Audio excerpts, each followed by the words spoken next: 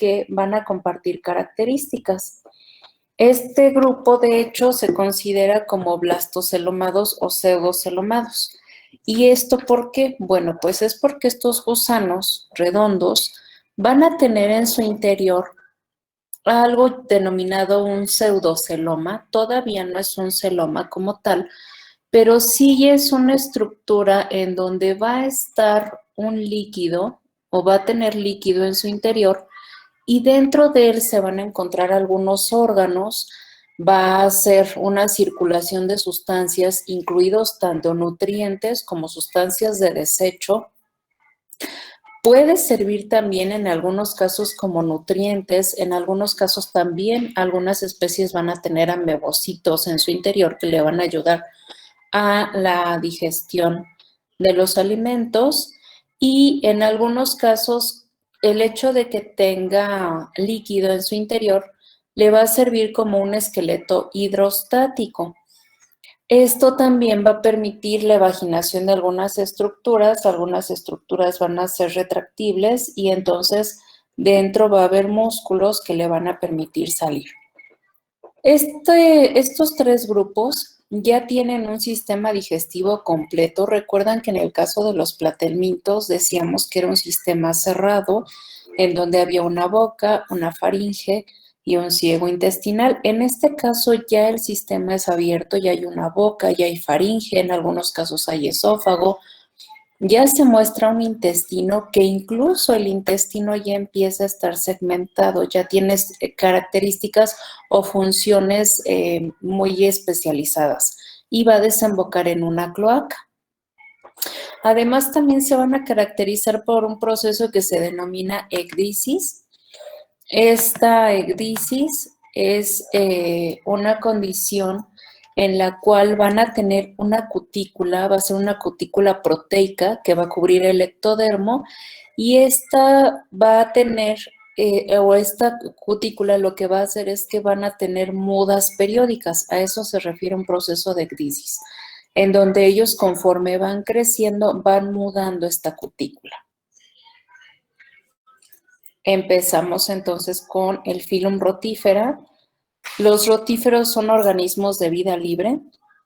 Van a vivir en ambientes acuáticos, principalmente de agua dulce, o que tengan una suficiente cantidad de humedad. Ahí es en donde ellos necesitan vivir.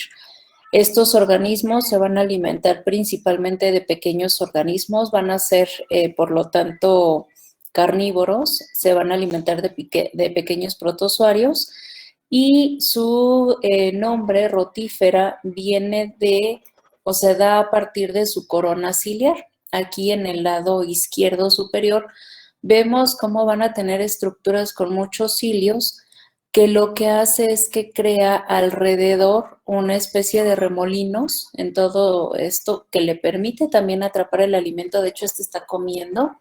Miren, ahí va una partícula y se lo va a comer.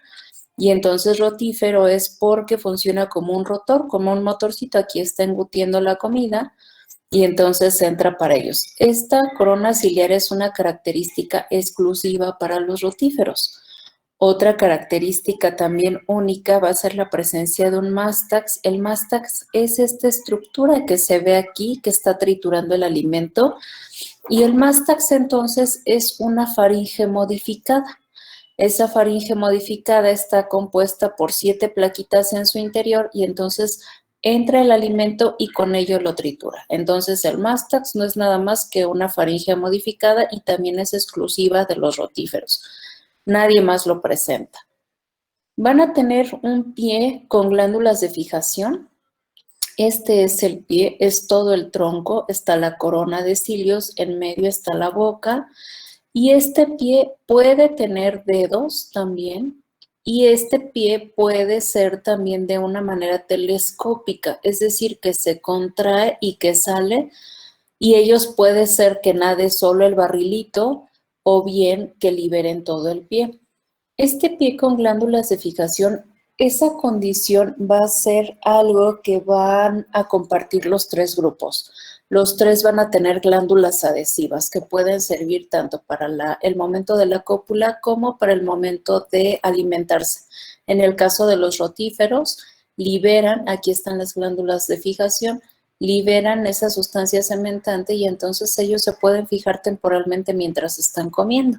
Y se dan cuenta, por ejemplo, este rotífero que está comiendo aquí arriba está anclado, no se está moviendo. Entonces ellos pueden ir nadando libremente o bien fijarse al momento de su alimentación. Aquí ya tenemos organismos dioicos, es decir, ya hay hembras, ya hay machos, por lo tanto su reproducción va a ser de tipo sexual.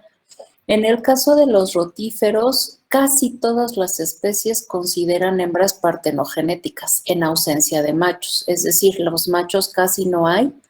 Entonces las hembras son partenogenéticas, es decir, ellas ya tienen una cantidad de huevos, un número de huevos suficientes con los cuales van a liberarlos y se van a formar las larvas libres para que después lleguen a una condición adulta que también será una hembra partenogenética.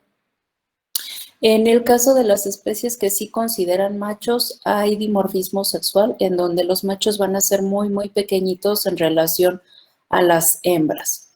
Aquí les decía la presencia de cutícula, que es al igual que en todos los filum, se ven estas estructuras alrededor como si estuviera una doble membranita y bueno, es a causa de esta cutícula que los está cubriendo.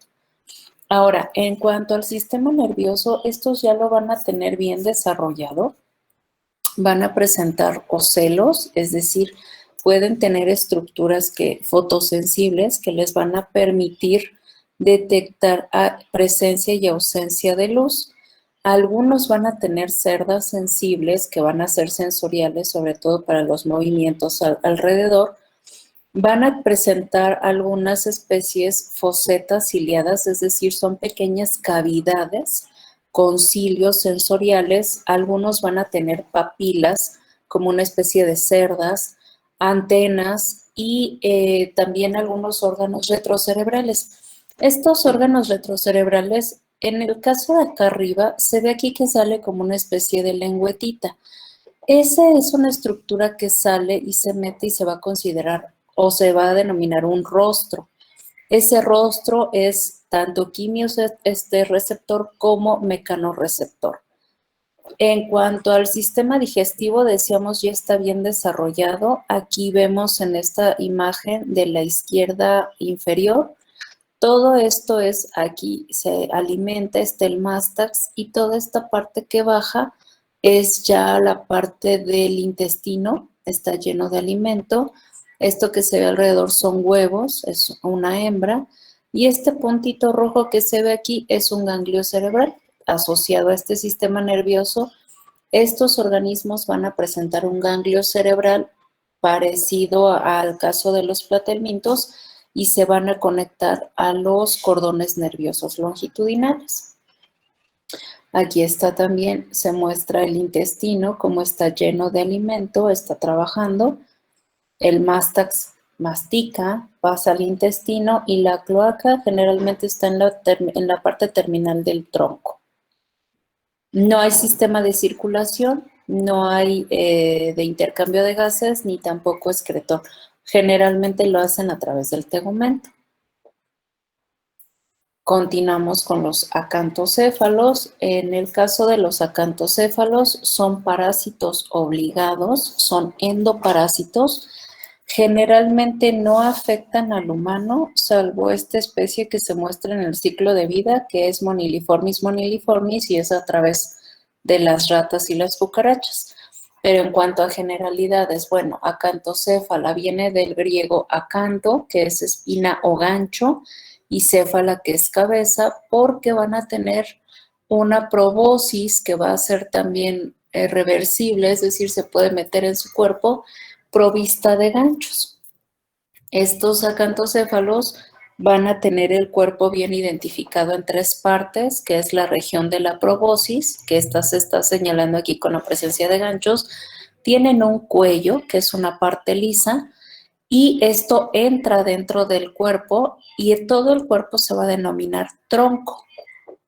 Aquí observamos la probosis, esto es del ejemplar que hoy podríamos ver en laboratorio, que es del género Floridocentis, que es parásito de peces de agua salada. que son los que vamos a encontrar la siguiente semana que vamos a hacer nuestra disección. Y aquí se alcanzan a ver unas, son huequitos. Bueno, aquí se ve que algunos en la parte del tronco pueden tener también ganchos. Se ve como los ganchos crecen en sentido contrario, por lo tanto, estos lo que hacen es que empiezan a horadar en el intestino. Ellos habitan en el tracto digestivo de su hospedero definitivo. Lo que hacen es que como una especie de taladro van horadando con estos ganchitos en el intestino, crean aquí alrededor del cuello, liberan una sustancia que permite la necrosis del intestino y entonces ellos ya no se pueden zafar. Se forma una especie de quiste como un callo dentro del intestino y entonces esa parte endurecida junto con los ganchos que crecen en sentido contrario de cómo entran y cómo se fijan, ese es su órgano de fijación, ya no les permite salir, al menos que ellos decidan zafarse, guardan la proboscis en el cuerpo y quedan libres. Les comentaba, aquí se alcanza a distinguir ligeramente, ahí van a tener unas estructuras, aquí, que se van a llamar papilas sensoriales. Esas papilas sensoriales no son más que unos hoyos, son unos huecos y se conectan al ganglio cerebral que también se conecta a los cordones nerviosos longitudinales. Esas papilas se cree que van a tener, como son sensoriales, van a ser algo parecido a lo que serían nuestros oídos y entonces le van a conferir cierto equilibrio al gusano al momento de nadar. Entonces ellos van nadando y además de ser sensibles alrededor, van a tener también un cierto equilibrio para nadar. Si se dan cuenta, el gusano en su interior es una especie de globito, tiene pura agua en su interior y vamos a ver que van a carecer de algunas estructuras. Aquí les muestro su ciclo de vida general. Son de ciclo de vida indirecto, por lo tanto necesitan al menos 2 hospederos. El hospedero definitivo siempre va a ser un vertebrado y les decía, va a vivir en el tracto digestivo. Aquí se da la reproducción de tipo sexual. Recordemos que son organismos dioicos, hay hembras, hay machos. Salen los huevos ya embrionados en la materia fecal. Recordemos siempre las infecciones son vía oral fecal.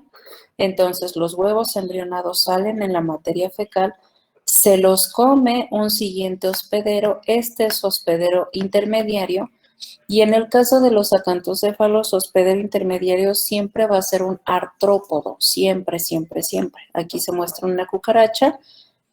Después se van a tener 3 etapas larvales que se van a dar dentro de este hospedero intermediario.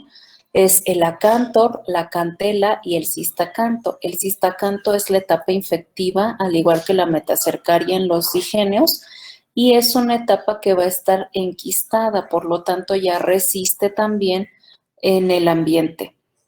Aquí les... ¿Qué pasó? ¿Podría repetir las 3 etapas larvales, por favor? Ok, es el acántor, que está aquí, está la acantela y el cistacanto. Cistacanto, recordemos, tiene una estructura, ya es un quiste, tiene una estructura de resistencia, por lo tanto es la etapa infectiva. Este ejemplo que muestro aquí es de Moniliformis moniliformis, y este Moniliformis es el único que le pega realmente al humano de manera directa, en donde les digo, aquí se muestra que está en el tracto digestivo de una rata. Nosotros funcionamos también como un hospedero alternativo, ya está muy acostumbrado a vivir en nosotros y la infección se da a través de las cucarachas. En este caso, ¿cómo es que nos llega la infección? Bueno, pues nosotros somos muy dados a comer productos enlatados y no necesariamente bien lavados. Entonces, de repente, pues vamos al súper o vamos a un Oxxo y compramos nuestra coca en lata muy fría y pues solamente medio le soplamos ahí arribita y ya con eso está muy limpia, pero resulta pues que en todas las bodegas de cualquier empresa pues hay cucarachas y hay ratas y si se dan cuenta son los hospederos que intervienen. Entonces, pues hay popó de ratitas, hay cucarachas ahí que ovopositan también y ahí se encuentra el cistacanto. Nosotros al momento de, pues, pensar que limpiamos bien, pero se queda el polvito y pues recuerden, todo esto es microscópico, consumimos a este cistacanto que se encuentra en estas latas y es como nosotros hemos adquirido la infección y que ya se ha hecho un tanto frecuente. Entonces llega a nuestro tracto digestivo, ahí se rompe el quiste del cistacanto y se forma la etapa adulta. Entonces, todas es importante también recordar que cuando vamos a consumir algo enlatado directamente de la lata, sus cervezas, sus modelo light o lo que sea, laven bien las latas, porque en todas estas ranuritas que tienen alrededor para evitar derrames, incluido el atún y demás, pueden estar incluidos huevecillos o el cistacanto más bien de este Moniliformis moniliformis. Aquí les muestro la morfología general de un acantocéfalo en su interior y vamos a ver que en este caso los acantocéfalos carecen de sistema digestivo. No hay. ¿Y cómo se alimentan? Bueno, pues los nutrientes los absorben vía tegumento, al igual que las sustancias de desecho salen por el tegumento. Aquí se alcanza a ver también que tiene la cutícula y bueno, está la proboscis. Hay un saco de la proboscis que se muestra aquí. Este saquito es en donde ellos se guardan como si fuera un calcetín. Entonces, el acomodo de los ganchos es pues tan perfecto que entre ellos no se desgarra y tampoco se apachurran entre sí, sino que quedan acomodados uno entre otro y se puede guardar. Ahora, eso generalmente lo hacen cuando nadan. Cuando están nadando, guardan la proboscis y ya cuando se van a fijar, la sacan y con eso se quedan atorados. Van a tener una característica única de los acantocéfalos que son estos lemniscos. Aquí están en inglés, pero bueno, en español se llaman lemniscos, son un par y ese par de lemniscos que se ven aquí son como una especie de sacos. Se cree que pueden ser reservorios de nutrientes, o sea que en algún momento sería como un vestigio de un ciego intestinal, pero pues bueno, tendría que intervenir en este almacenaje. Aunado, o más bien, en la parte en donde comienza el tronco y termina el cuello y la proboscis, se van a conectar dos bandas de músculos que van a ser este par de músculos retractores y esos son los que se van a encargar de que pueda salir la proboscis o de que pueda entrar. Entonces, estos que están conectados a la pared del cuerpo van a también permitir que salga o que entre la proboscis. Aquí se muestra el ganglio cerebral que está también entre la unión del cuello y del tronco. Ahora, ya las características muy específicas se van a dar a nivel de división entre hembras y machos. Del lado izquierdo tenemos una hembra en donde todo el sistema reproductor está en la región terminal posterior. Aquí se observa el poro genital, se une a una vagina y aquí hay una estructura muy específica para los acantocéfalos que nadie más lo va a tener y que es un aparato selector. Este aparato selector que se ve aquí es un acúmulo de células y justamente como su nombre lo dice, va a seleccionar. Es como el control de calidad de los huevecillos. Ahorita les voy a explicar la función para continuar con el patrón que se sigue. Este aparato selector se conecta a un útero y el útero a una campana uterina. Esta campana uterina también es única y exclusiva para los acantocéfalos y justamente parece un embudo o una campana. De aquí se va a conectar, los acantocéfalos tienen un solo ovario y cuando llegan a una etapa adulta, este se va a fragmentar en miles de huevecillos. Entonces, una vez que hay cópula, estos se fecundan y en todo lo que es el pseudocele, aquí es en donde van a estar ellos madurándose. Ahora, regresando al aparato selector, cuando estos huevecillos están maduros, bajan por la campana uterina, pasan el útero y pasan por su sistema de control de calidad.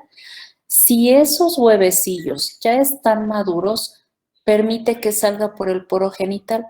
Si aún no están maduros suficientes, regresan a todo el pseudocele para que se sigan madurando y hasta que estén otra vez maduros, vuelven a pasar por este aparato selector. O sea que ellos sí tienen ese control muy, muy bien definido. En el caso de los machos, van a presentar solo un par de testículos y estos van a presentar, estos testículos se van a conectar a un ducto espermático, tienen una vesícula seminal y va a ser liberada por un poro genital. En este caso se muestra esta estructura que es, en el caso de los machos, una bursa copulatriz, funciona como una especie de pene, es el órgano copulador y esta bursa también entra y sale.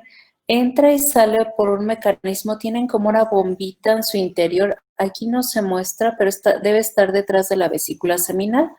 Es una bolsa de Seftigen, en donde lo que hace es que cuando libera el aire, tiene un gas en su interior, libera el gas, sale la bolsa.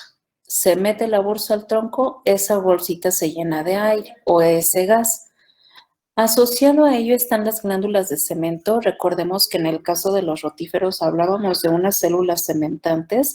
Aquí son glándulas de cemento que se muestran y que conectan o desembocan directo al poro genital. ¿Qué es lo que hace? Cuando los acantocéfalos copulan, esta bursa sirve como un capuchón. Entonces cubren toda la parte de la parte final de la hembra, toda esta parte posterior queda cubierta por esa bursa copulatriz. ¿Y qué es lo que hace? Libera toda esta sustancia cementante y queda en la vagina y en el poro genital de la hembra.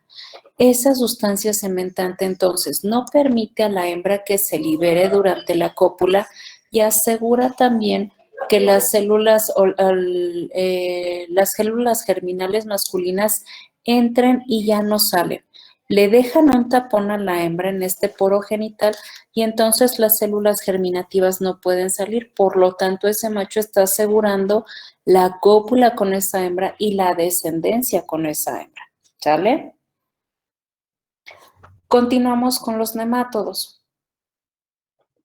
En el caso de los nemátodos, algo parecido a lo que pasa con los digenios, es de los organismos más estudiados en la naturaleza porque muchos de ellos son de riesgos zoonóticos, incluso de enfermedades tanto comunes como algunas muy, muy agresivas.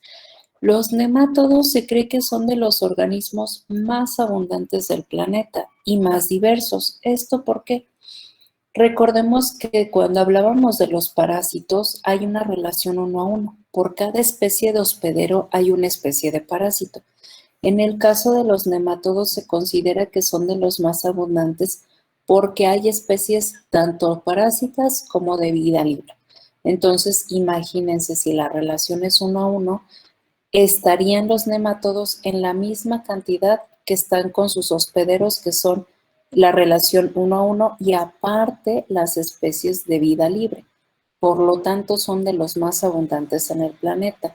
Además de que en el caso de los organismos que son parásitos, hay también fitonemátodos, es decir, parásitos de plantas. No solo le pegan a los animales, sino que también a las plantas.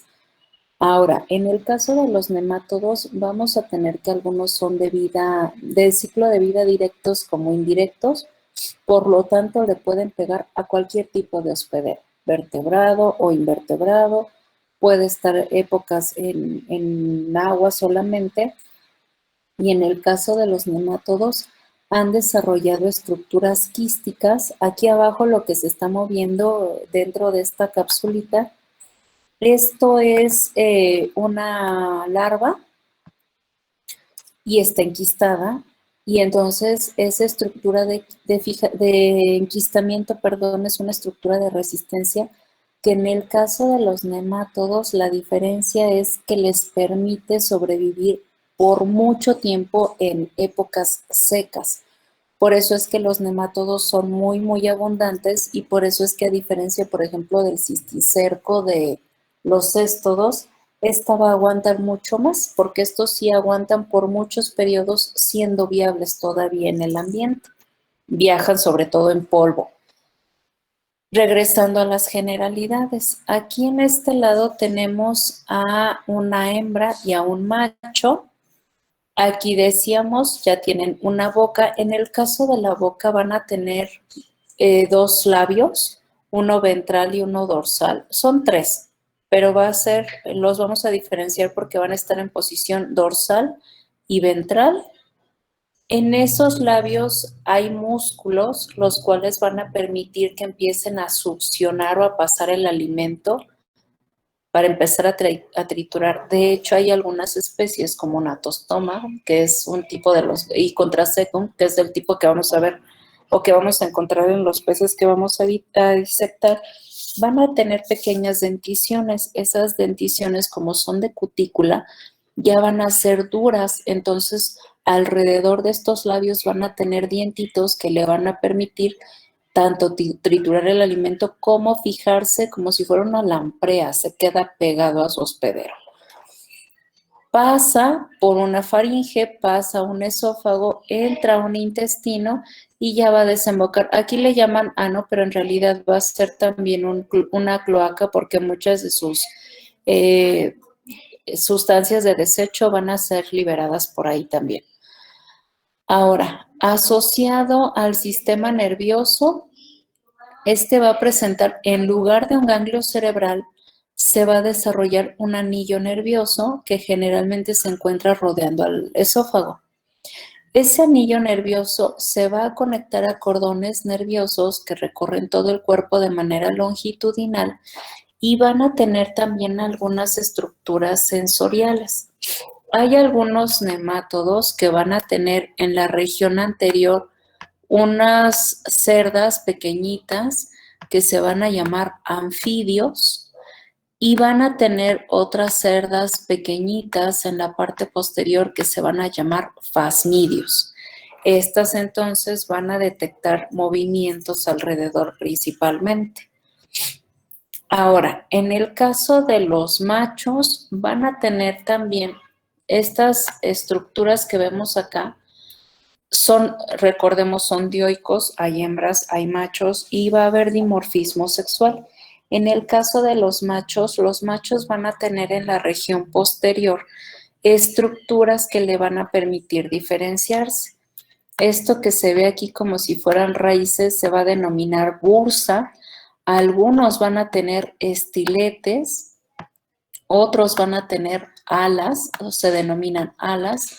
Algunos van a tener una especie de colitas que van a ser como papilas y esto va a ser presente solamente en el caso de los machos y que tiene que ver mucho con su dimorfismo sexual. Aquí abajo, bueno, ya ahorita que empecé a mover la pluma ya no se observa, pero este movimiento ondulatorio es por el tipo de músculos. Sus músculos de los nemátodos van a ser circulares y van a permitir entonces que su nado sea como una especie de serpenteo. Estos son los organismos que hoy en nuestra práctica veríamos en la parte del microscopio, que son nemátodos que le pegan directamente al humano o que son muy comunes en el humano. Y en el caso primero es Ascaris lumbricoides. Estos son copros en donde se observan los huevecillos. En este huevecito está liberándose la larva. Aquí ya está saliendo el gusanito. Todo esto es resto de materia fecal. Y la característica de Ascaris lumbricoides es que tiene una doble membrana. Ascaris lumbricoides es de lo más resistente que hay en los nemátodos, que es lo que nosotros comemos, sobre todo, o más bien nuestra infección se da a través de la comida, sobre todo en ambientes en donde no hay tanta higiene. Estos sí pueden volar al momento de que son liberados en la materia fecal. Estos pueden secarse, se puede secar la materia fecal y puede andar volando en el ambiente y llegar a nuestros alimentos. y estos van a ser sumamente resistentes porque tienen una doble membrana. De hecho, cuando a nosotros nos hacen copros, hay una guía en donde se van a ver o se van a detectar los huevecillos. De Ascaris lumbricoides es muy reconocido porque esta doble membrana en la más exterior tiene ondas, se ve como si fuera una florecita, pero son cúspides pequeñas. Entonces, cuando a nosotros nos hacen un copro porque nos sentimos mal y tenemos diarrea y nos duele la cabeza, y salen este tipo de huevecillos, en automático sabemos pues que tenemos Ascaris lumbricoides. Aquí adentro está la larva y se ve claramente una membrana lisa y otra membrana ondulante o con estas cúspides alrededor.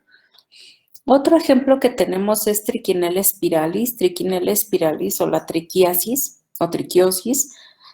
Se da por carne de cerdo mal cocinada o que tenga restos de materia fecal de los cerditos. Y este gusano, aquí se ve una larva, aquí se ve ya una etapa adulta, va a ser muy característica por el esófago. El esófago es esta parte que se ve aquí. ¿Y por qué es muy característica? Porque se ve como si fueran unas cuentas de rosario. De hecho, dense cuenta, se ve una fila y otra fila y son muchas bolitas alrededor. Ese esófago es característico de Trichinella spiralis y no hay en ninguna otra especie.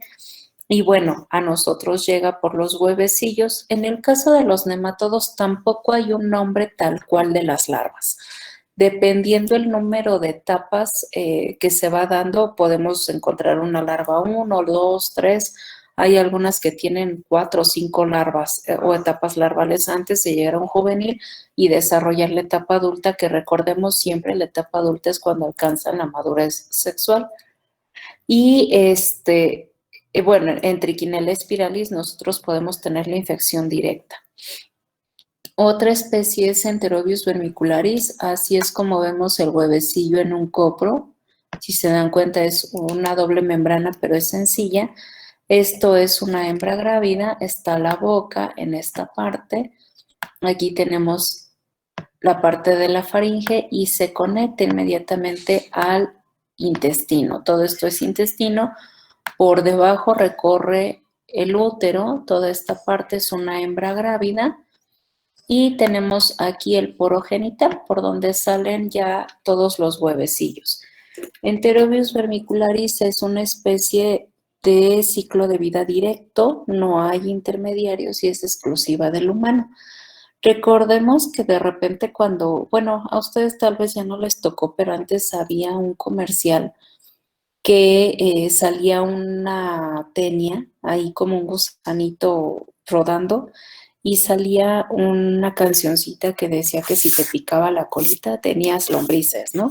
Bueno, pues ese picor es real. Hay gente a la que tiene una comezón en la parte del ano y es derivado de Enterobius vermicularis.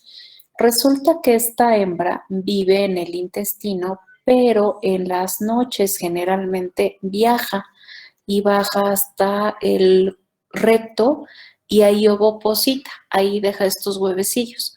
Pero la característica es que esos huevecillos tienen una sustancia, es una sustancia química urticante, es decir, pica. Y entonces cuando llega y ovoposita, ese picor, pues lo que produce, o más bien eso, esos huevitos lo que producen es comezón y una persona de manera inconsciente, dormida, en pleno sueño, pues lo que haces es por impulso y por estímulo te rascas. Ese es un medio de dispersión. Si nosotros pues nos pica la colita o el ano o lo que sea, pues nos vamos a rascar si estamos dormidos e inconscientes y se van a diseminar esos huevos. Entonces los huevos quedan en nuestra ropa interior o en nuestra ropa de dormir o en las sábanas y ahí quedan estos huevos que resisten a la sequía.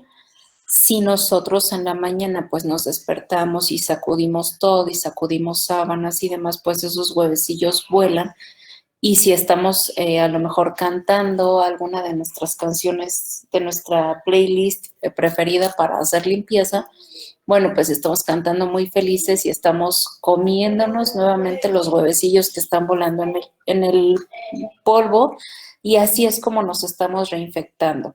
Entonces, esta especie es un ciclo de vida directo y es del humano, y nosotros solitos nos podemos contagiar. Esta es la presentación del día de hoy de los ejemplares que tenemos. No sé si tienen alguna duda. No, creo que no. Gracias. No, ninguna. No. En realidad es un recorrido muy, muy general por los bichos, porque sí la intención era que ya supieran algo, pero bueno, al menos ya llevan una parte de las generalidades y de las estructuras que podemos ver también con estos animalitos. Los ejemplares que les mostré es del material que hoy tendríamos que ver. Y yo creo que el día de mañana, hoy más tarde o ya mañana, porque al rato tengo también clase, ya estará en el Drive compartido con ustedes el ejercicio del día de hoy. Para hoy solamente van a ser estructuras también, solamente voy a subir algunos ejemplares, voy a poner también que enlisten el nombre de las estructuras, y ya con esto es con lo que vamos a evaluar, al igual que la rúbrica. Entonces, hoy más tarde, mañana, ya está en el Drive esta información para que puedan ustedes contestar. Recuerden, no es un reporte como tal, solamente vamos a subir esta información. Ahora, para la siguiente semana, recordemos que es la segunda sesión, la segunda parte de estos filum. Entonces, lo que vamos a hacer es una disección de un pez. Ya la semana pasada les decía, ahorita solamente es como recordar. Necesitamos un pez lisa, así se llama, lisa. Entonces, tienen que tener su pececito lisa, y recuerden tener a mano unas tijeras y algunas agujas. Ya les decía que pueden hacer ustedes sus agujas de disección con unas agujas de coser normal o con unos alfileres. Le cortan, si quieren, la parte de arriba, la cabecita o el ojillo donde se mete el hilo. Ponen a remojar unos palitos de madera de estos redondos, los ponen a remojar de un extremo un ratito. Ya que estén reblandecidos, meten esa aguja con la parte roma o la que no tiene punta hacia adentro, y le ponen resistol blanco, lo dejan secar y con eso tienen sus agujas de disección. Unas tijeras es suficiente, de las que tengan, ya sea de pollero muy grandes o unas chiquitas, con eso podemos trabajar. Se consiguen ya sea un platito, una charolita en donde lo vamos a hacer, y lo vamos a estar haciendo en vivo. Entonces, para la siguiente semana sí es importante, por favor, que tengan conectada su cámara para que yo pueda ir siguiendo su procedimiento. Y entonces lo que van a tener ahí a mano va a ser, les digo, puede ser una charolita, un platito en donde pongan ahí su pececito, sus tijeras, unas 2 agujas de disección, y por favor tengan también a mano agua con sal. Preparan una botellita de 1 litro más o menos de cualquier refresco, una botellita de agua con agua de la llave, no importa, y le ponen sal y la disuelven bien. Esto es para que no se les eche a perder tan rápido, para que no se pudra tan rápido. Recuerden que el pez tiene que ser ese tipo, que sea solamente lisa, no de otro, porque si no, no vamos a encontrar los gusanos. Y es importante también que esté todavía en estado bueno. ¿Cómo nos damos cuenta que está en estado bueno? El abdomen lo tienen durito, los ojos tienen que estar cristalinos. Si le ven los ojitos rojos ya no sirve, entonces solamente van a apestar su casa a rayos y ya no van a encontrar nada. Entonces, que tenga sus ojitos cristalinos y que tenga el abdomen bien durito. Lo piden con tripa, recuerden. Tienen que buscar en algún supermercado, en algún mercado, sobre todo es más fácil que se los entreguen con tripa todavía, para que podamos sacar todo del contenido intestinal, ¿sale? Como quiera, si tienen alguna duda, ya saben, me mandan un mensaje, un WhatsApp, o me escriben un correo. Y si no hay más dudas, pues entonces nos veríamos la siguiente semana. Les mando la invitación. Yo creo que la siguiente semana sí nos conectamos a las 11 por si tenemos, para tener un poquito más de tiempo para hacer la disección. ¿Sale? Entonces, si no hay ninguna otra duda, ¿no llegó Francisco? No había visto a Francisco, a Margarita. ¿Margarita llegó? Tampoco. César, Jafet. Disculpe, a mí me había dicho Margarita que tenía problemas con su conexión y que por eso no podía ingresar. Ok.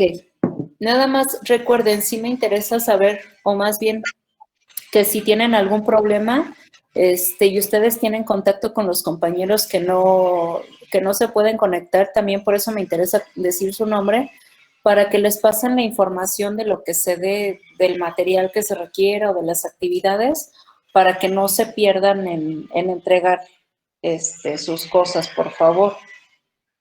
Profesora, a mí ya me dijo que igual hoy no se podía conectar porque hoy le tocó trabajar. ¿A quién, perdón? A César Jafet. Ok, a César. Alejandro Antonio. No se comunica con ustedes. Luis Alfonso. Sí, profesora. Ah, sí está Luis Alfonso. Ok. Bueno, entonces les encargo. Profesora, yo tampoco pasé lista. No, lo que pasa es que no me aparecían. Nada más estoy revisando los que no me aparecían a ver si llegaron después. Pero generalmente reviso quiénes se empiezan a conectar desde el inicio, no se preocupen. Doctora, ¿podría indicarme, por favor, los materiales que vamos a ocupar la semana que entra? Ajá. Va a ser tu pez lisa. Les voy a escribir aquí en el chat. En realidad es un pescado. Lisa, sus tijeras.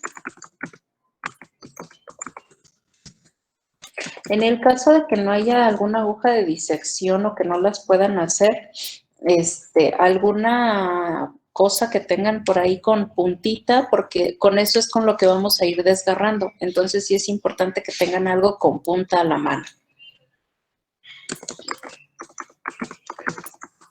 Van a tener su charolita o un plato y